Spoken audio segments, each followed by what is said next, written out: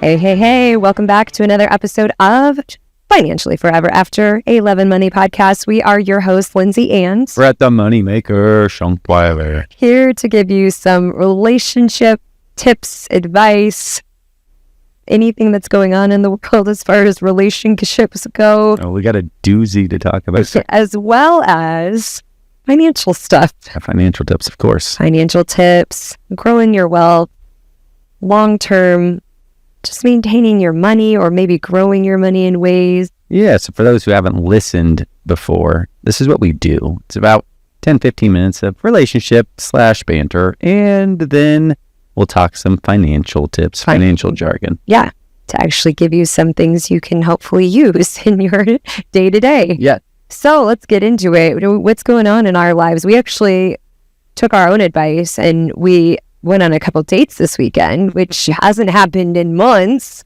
And now I feel like we have 3 dates back to back to back, which is kind of... I know. It's legit. Yeah. Love it. I'm like, oh, okay. It's been a hot minute. And it's like, kind of like, is this how retirement's going to be? I know. Except, well, we'll be older and probably want to take more naps. So we won't be able to hang out. We did take a nap the first. We did. Our kids left. My parents were like, "What'd you do?" I'm like, "We took a nap. It was glorious." Yeah, it was good stuff. It was fun. But no, we went to a comedy show at the Funny Bone in Omaha, and the comedian was talking. I mean, he's probably maybe 5 years younger than us. Not much. Yeah, maybe 5-6 years. Mid-30s. Yeah. Mid-upper. But you brought up the fact that he was diagnosed with apnea, and he had told the doctor, like, that's not a real thing. You're lying. I don't have that. And he recorded himself that night sleeping. And he's like, I almost died. Doctor, get me this right away, this mask. Mm-hmm. But I've been telling you for years now that you have it, even though you have done the test and they're like, no, you don't have it. But you legit stop breathing in the middle of the night, or you'll like wake up and you're gasping. It's like, I'm like, that's not normal. Was that normal? It's, it's something that happens to a lot of people. Yeah, but then they get the apnea mask that helps them breathe. Keep breathing, though. For how much longer? Well, then he brought up the fact that it's not necessarily a super sexy thing to wear this mask. It's like this big scuba-looking thing. And he said him and his girlfriend spice it up with, he wears like aviators, so he looks like he's flying. Like Tom Cruise. Yeah, Top Gun. Yeah. So I guess that's one way to keep it spiced. Still don't have it yet, As we get older, finding new and creative ways to spice it up. Okay, yeah. Wear my sleep apnea machine that I don't have. I mean, as long as it keeps you from dying. That's true. We did talk a couple weeks ago about planning for the future, and you just never know. Your time might come, and it might come in the middle of the night when you stop breathing or you don't have an apnea mask. So yeah, use that wisely. Mm-hmm. Also, by the time this episode launches, it will no longer probably be big news, but it's pretty big news right now. Do you have any idea what I'm talking about? With everybody, but it's viral. It's the CEO HR gal that, they're cheaters. Coldplay Gate, hashtag Coldplay Gate is what they're calling it. Coldplay Gate. Oh. Because the band is Coldplay. They were at a Coldplay concert. So yeah, that made, who would have thought some random audience member was recording the Jumbotron, but it's how they reacted that made people be like, oh, that ain't real. Because they were just swaying to the music, and then they pan into the camera and they're like, oh, he drops, and she like turns away and like her hands are up. Like, that's not suspicious at all. Yeah. And Chris Martin, the head singer of Coldplay, he literally was like, they're either having an affair or they're really shy. So he called that one. But there's all these memes now, and then all these like famous baseball teams and even the NFL got in on it, and their like mascots are like swaying and then they drop, and yeah, it's pretty funny. But it's gonna get into my topic of the day. Okay. Is about affairs and how it affects more than just spouses. It affects really the whole family when you come down to it. So to me, I don't know.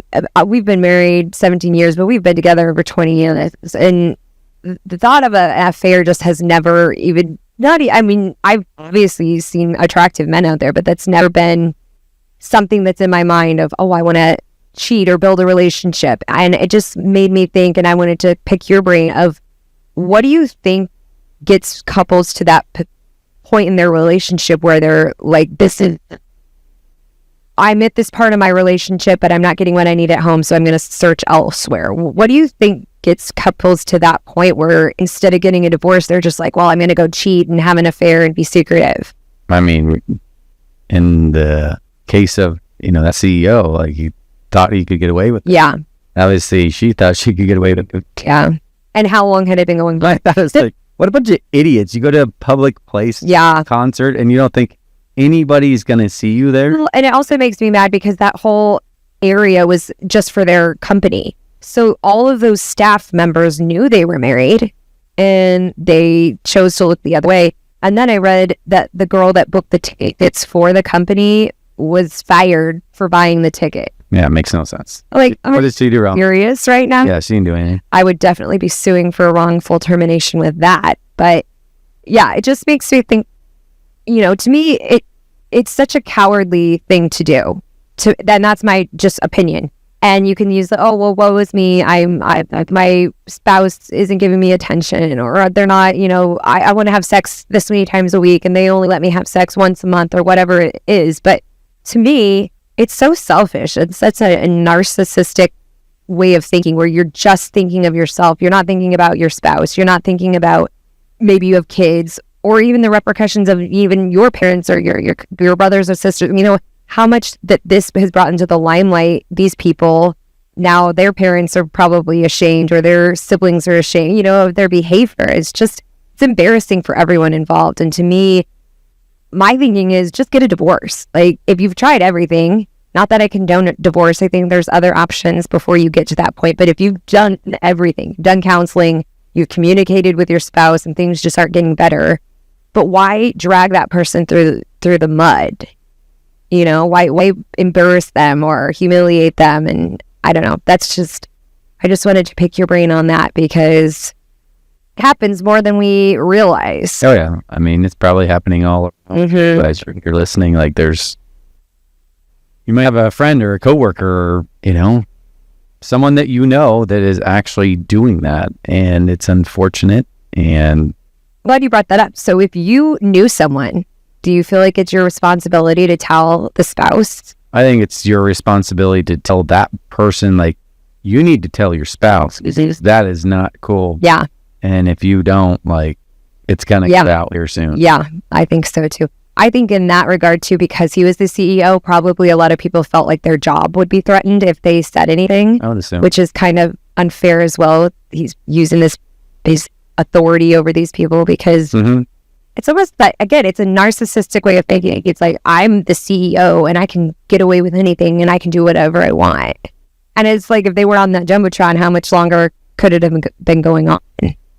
Yep. So it's the multiplier effect that happened in all the relationships and everything else down the road. Exactly. So if you know someone or if you yourself are having an affair, talk to the spouse. I just think it's so unfair to that significant other, the person you chose and vowed to love and cherish, to do that to them, to affect them in that way. So have those conversations. We've talked a lot on this podcast how communication is crucial. So people feel like it's embarrassing to bring up bedroom conversations of what you like in the bedroom or what not. But your spouse wants to know if there's something that they're not doing that you want them to be doing, or maybe your love language is the act of touch and you're not getting that at home, and you feel like you have that conversation with your spouse, and you never know, it might improve. It might just be a lack of communication where your spouse had no idea you were feeling that way, and vice versa. So yep. I mean, it'll either get better or lead to divorce, one way or the other, but at least you'll have closure in your mind of, here's the direction that we're... Exactly. So a little bit of a downer conversation, but it's important to talk about. Let's spin it into the finance. What do you got for us today? Okay, so we go from a Debbie Downer to a opportunity. Ooh, I love opportunities. So Tell me more, tell me more. it's like, does she have that? Okay, so opportunity. We're actually talking opportunity zones. So what an opportunity zone is it's something that actually, I'll just read the exact definition. Opportunity zones are economically distressed communities where new investments under certain conditions may be eligible for preferential tax treatment. And I'm going to give you a couple examples. So a lot of people don't like to pay taxes. Will we agree? Yeah. Yeah. I mean, we don't want to pay taxes. Obviously, there's been a lot of changes here recently, and the one big, beautiful bill that got passed. We went through some of those changes on the last podcast. But if you say, I own a business and I want to sell this business, or I own a building, want to sell the building. I own, let's just say I bought NVIDIA stock way back in the day, and I bought it and I put $5,000 in, and it grew so much. Now I have $1 million, just making it up. Now I have $1 million. A lot of people can't just sell out of that and say, all right, I'm good. Because if you sell out of it, do you know what happens to you, Linz? There's like a penalty, isn't there? Not a penalty, but you have to pay a ton of taxes. Okay. Mm-hmm. So as long as you held at least a year, you have to pay what's called long-term capital gain taxes. So on that long-term capital gains, if you spent $5,000 to buy it, it grew to be $1 million in this example on NVIDIA. I don't know the actual multiple, but it's a large one.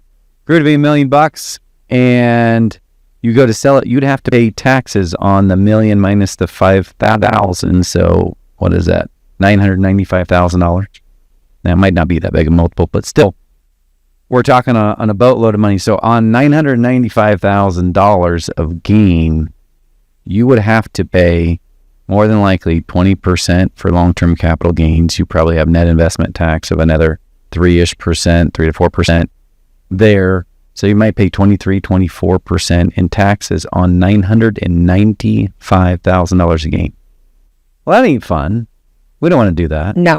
Who wants to pay that much? Who wants to pay that? So the government back in 2017, this was established by the Tax Cut and Jobs Act of 2017, established what's called opportunity zones. And what they are is they're designated geographic areas aimed at incentivizing economic development and job creation by offering tax benefits to investors. So the thing is you can say, all right, well, I put $5,000 in, it grew to be $1 million. I want to sell out, in this case, at NVIDIA here. So you sell out of it. And if you decide, well, I want to put my gains of $995,000 in this example in an opportunity zone, if you hold it at least 10 years, so you invest in this economically distressed area that the federal government says, all right, here is an opportunity zone that you could invest in.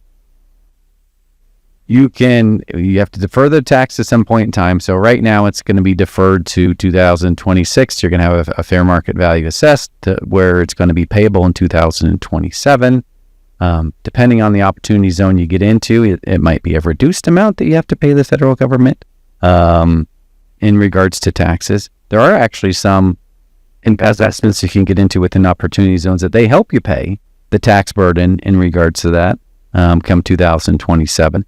But the big thing is on that $995,000 in this example, if you put that in an opportunity zone, if you held that in the opportunity zone for at least 10 years in one day, all the growth on that would be all tax-free. Right. So if you say, we said 995, just call it $1 million of the money that went in. Okay. If that grows, 2.5, 3x, so that 995 grows to, I don't know, 2.5 million.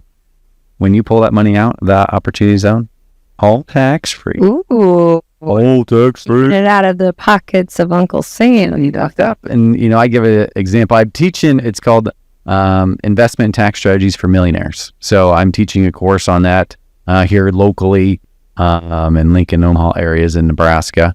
But as you're listening all across the U.S., if you're like, ooh, I have a building that I would like to sell, or I have a highly appreciated asset or land or real estate or something of that nature, and you're like, I'd ideally like to not have to pay taxes or to pay much less in taxes. Tell me more about these opportunity zones. Linz, how can they find us? Ooh, good question. Well, they can go on our website, which is financially four, the number four, everafter.com. Or where else can they ask those questions? So you actually go to my website, shunkwilerfinancial.com. Last name SHUNKWILER, shunkwilerfinancial.com. You can ask questions or set a meeting there as well. But no one likes to pay taxes. No. So finding out about these opportunity zones are pretty awesome. It's pretty cool stuff.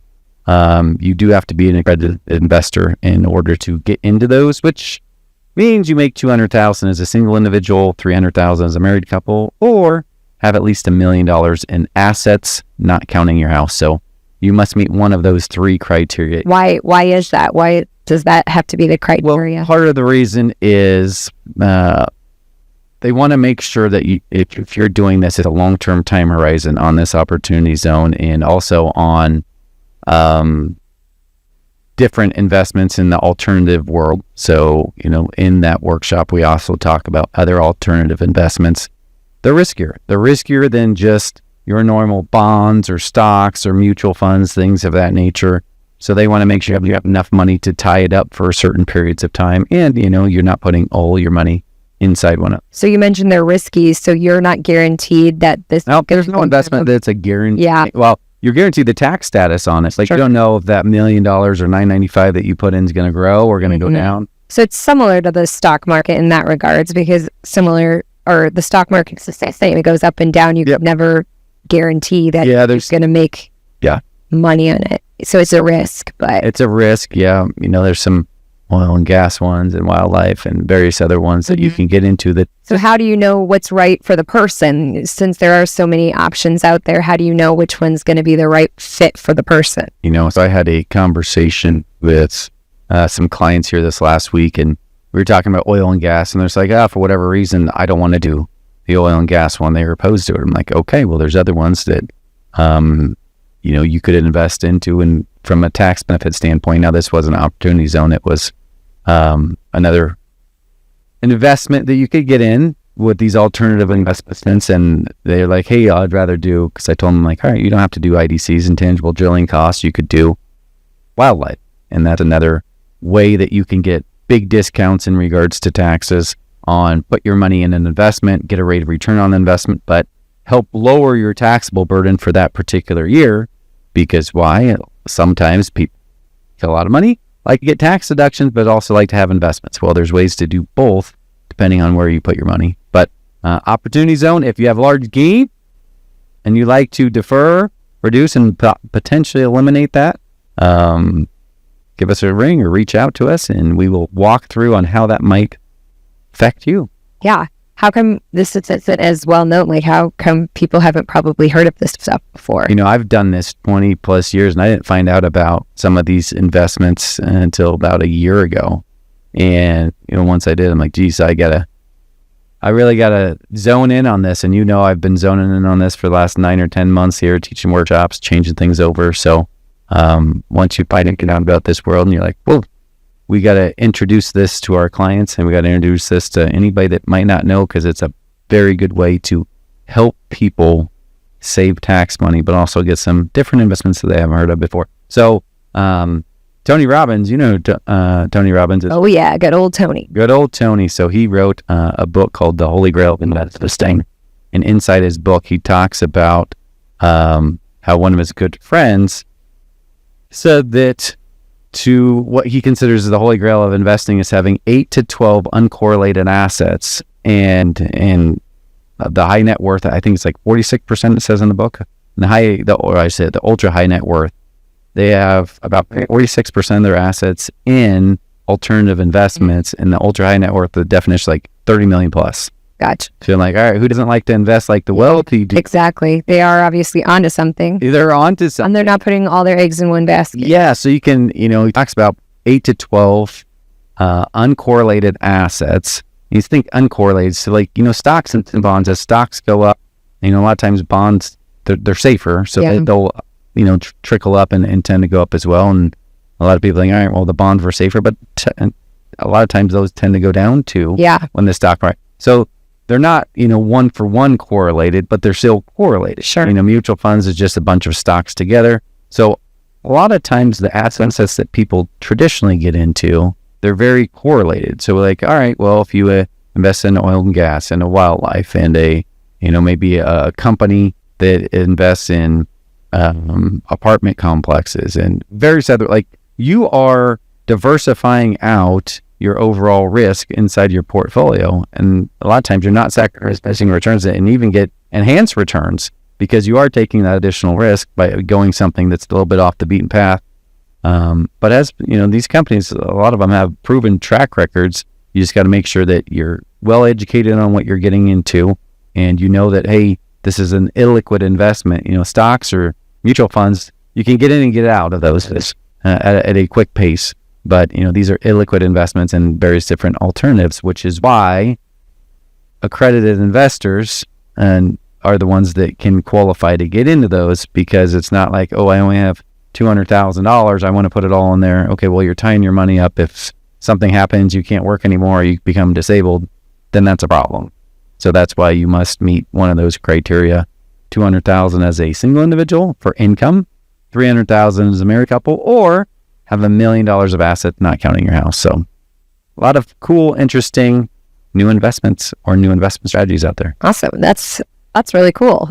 Cool stuff. Cool information. Yeah. And again, if people are interested in learning more, where can they find out that information? Is it on your financial website? Do you have information on this? On my website, on the ShunkwilerFinancial.com website, I think there's a section called High Net Worth, and you can click on there. It doesn't actually say that in there. It's a good call. We need to add to that. And at some point, we're going to have various different offerings within the alternative investments platform, so you can take a look at them, see what I'm talking. Yeah. And if people want to hear more, maybe on future episodes, asking those questions.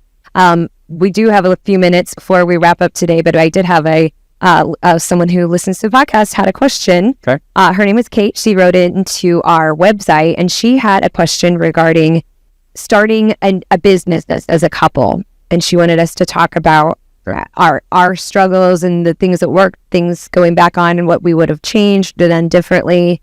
So yeah, I want you to answer that first, and then we'll see if we are aligned in what we would say. Okay, so I almost want to say, like, I need more information. And what I mean by that is it depends on the type of business. So one thing is you need to be financially sound going into it. I mean, we've started multiple businesses. We've had a trampoline business. We have, other businesses as well. Yeah. And some worked and some didn't. Hey, you learn along the way. Yeah. It's always been tried and true. Financial business. If you can't work, here's one thing I would say is, if you can't be there every day, because we had managers on like our trampoline business that we had, but we weren't there. Yeah. Like we had other jobs. Yeah, I had my financial job that, it's thriving. But, if you can't be there and actively working in the business, I don't know that you should be the owner, at least to start out. Yeah. Right? I mean, after you stay there, grow it up, whatnot, that's fine. But when you have us and two other owners and none of the three were there, so we talked about that a lot. Because we all had other jobs. It's like, you can have great staff, but they're never going to treat your business the way you do, because you have the skin in the game. They don't. They're just staff, and they can be great employees, but that doesn't necessarily mean they're going to be the best as opposed to you who really cares how the business is going to do, because you have skin in the game. Yeah, I would say so. Definitely work in the business if you're the owner, at least for a, year, 2 years minimum, to get it up where you want. And then if you want to hire managers or whatnot after that, it's fine. With the exception of, maybe not say exception, franchise. A lot of times franchises are wash rinse repeat, like Starbucks. It's like, all right, you go and you teach them up, but like it's just the same routine over and over again. I wouldn't say you have to necessarily be there day in, day out if it's like a coffee shop but something that's more customized, you definitely would need to be. The other thing is, from a financial standpoint, have a runway of like, all right, well, what if it doesn't go well? Or what if it takes longer to build it up than what you thought it would? I know for the trampoline business we had, it was like, okay, well, the startup cost end up being much more than what we thought it would be. So we had a short runway in regards to how much additional cash that we had. So I would say, whatever you think that you're going to need, I always it's kind of like when clients tell me like, how much you spend in a month? I don't want to spend $5,000. And I'm like, okay. I take whatever they tell me and I multiply by 1.3. I'm like, there's things that you are forgetting about, when something goes wrong, if a washer and dryer goes out or the car needs fixed, you got a punctured tire or whatever it is, always additional expenses. So same thing in regards to starting a business. I'd say whatever you think you need, get an extra 20 to 30% more, because there will be something that comes up that you don't expect. But do you need to get a loan for that business? Or is it, are you buying a business that you actually have to pay someone to get out of it? Like the financial business here, like I build it up from scratch. But there's other people that you'd say, hey, I'm not going to do that. I'm going to buy a book of business that someone else has. Sure. Okay, well, you got to get accustomed to those people. You might not get all the inflows as soon as you thought that you would. They might be resistant to change. Like there's a lot of factors that come into play when you're thinking of starting up a business. And then spin it on the relationship side, looking back, is there anything you would have done differently? What do you think? What do you think on the relationship? I know you obviously starting up, you were working long hours and we had littles at home. So that was a struggle. Heck, you were going out on your own from being with Emeritus to being your own broker. And I had an infant and I was literally just getting home from the hospital making cold calls for you. So I know when my mom's like, you should be resting. You just had a baby. We don't have any money. we have to hustle. Or making that change, because I went from it can be scary. Emeritus, it's like she said, which they're a great company. Went from them, and then I went out independent. Yeah. And started, went under a guy that'd been in the business 30 plus years. Started a new relationship there before a year later that I started up Shunkwiler. We left and just taking that leap of faith. Less than $5,000. Yeah. How many years ago was that? Our son's 15, so about 15 years ago. Yeah. Made that leap of faith and was very not ready. Honestly, to this day, one of your clients is one of the cold calls I made, and he's actually really good friends with like our kids. Now he calls himself grandpa to them. So he was a cold call client that came in, and those things can pay off, I suppose. But you really got to work as a couple. I would recommend sitting down, going through all the pros, going through all the cons, coming up with scenarios of like, well, what if this happens? How would we handle it? What if this happens? And really being on the same page, because I've heard a lot of divorces can be stemmed from, starting your own business. It's a lot. It's like building a house, to making sure you're agreeing with everything and being on the same page. And that stuff can be scary, especially if you have kids, because you want to make sure your kids are safe and protected, and all your ducks are in a row. So we want to make sure it's the right time, and you really have to be on the same page with your spouse is what I would recommend. Well, I know you tried to work for me for about a week. No, when you first got on, I was working for you longer than I was filing. I'm talking when I had an office. Yeah. You tried to work for a week. Yeah, we don't work. It did not. In that capacity. It did not. Because we've already had this conversation. I'm the boss at home. You're the boss in the office. And she does not like the boss at home does not like to be bossed at home. I'm like, you don't do it. That's disrespectful. I do it. Done. I get things done, just not in the time frame that you want me to get things done. It's like a month later. I have a little bit of, I know I have ADHD and a little bit of, I'm just all over the board. I'll be like starting a task and then I'll be like, oh, I got to do the dishwasher. Oh no, that led me to think I have to do the laundry. It's like that book, The Mouse. If you give a mouse a cookie, that's my brain all day long. And then I never actually get anything finished. You have a parts and was finished of lots of. You are very task oriented. You get it done right away. You have a task. Yeah.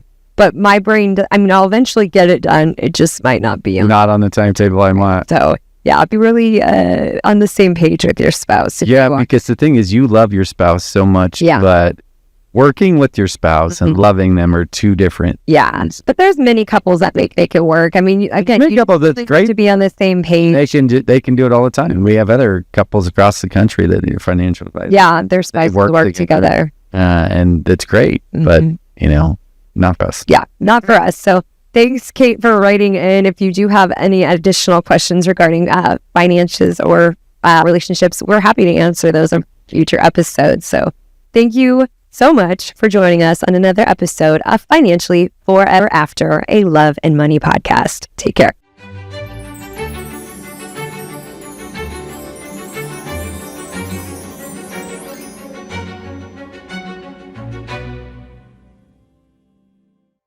Securities offered through Great Point Capital, LLC, member SIPC. Insurance products are offered through the insurance business Acadia Life Insurance. Shunkwiler Financial is an investment advisory practice that offers products and services through AE Wealth Management, LLC, acronym AEWM, a registered investment advisor. AEWM does not offer insurance products. The insurance products offered by Acadia Life Insurance are not subject to investment advisor requirements. AEWM and Acadia Life Insurance are not affiliated companies. Investing involves risk, including the potential loss of principal. Any references to protection, safety, or lifetime income generally refer to fixed insurance products, never securities or investments. Insurance guarantees are backed by the financial strength and claims paying abilities of the issuing carrier. This podcast show is intended for informational purposes only. It is not intended to be used as the sole basis for financial decisions, nor should it be construed as advice designed to meet the particular needs of an individual situation. Shunkwiler Financial is not permitted to offer, and no statement made during this show shall constitute tax or legal advice. Our firm is not affiliated with or endorsed by the U.S. government or any governmental agency. The information and opinions contained herein, provided by third parties, have been obtained from sources believed to be reliable, but accuracy and completeness cannot be guaranteed by Shunkwiler Financial.